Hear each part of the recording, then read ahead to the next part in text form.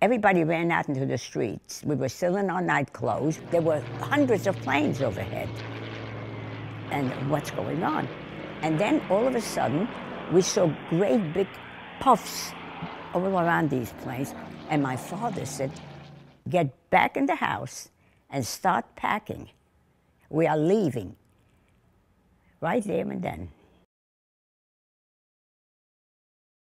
We were lucky we weren't killed by the bombs, because refugees who had left a day earlier were bombed by the Germans as they were going over the road. I was 17 while I was running away from Brussels in 1940. When I left, I was pretty sure I'd never come back to Brussels. And there was a ship that was going to the United States in September, October, the Kwanzaa. They had about 300 people with visas to the United States, about 80 people going to Mexico, to Veracruz.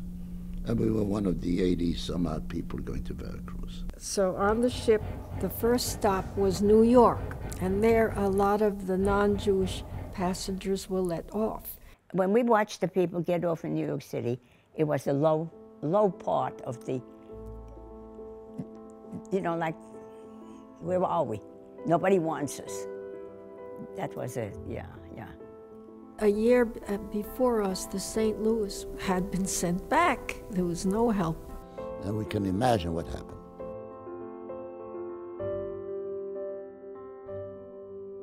Then we sailed for Veracruz. We didn't get off in Mexico. At that point, we get worried.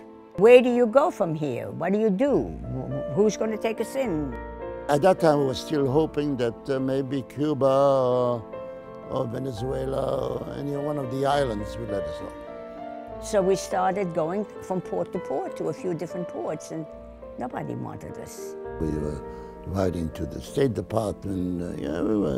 Everybody had a hope. Everybody had someone who knew someone, they thought, but it didn't work. We ended up in Virginia.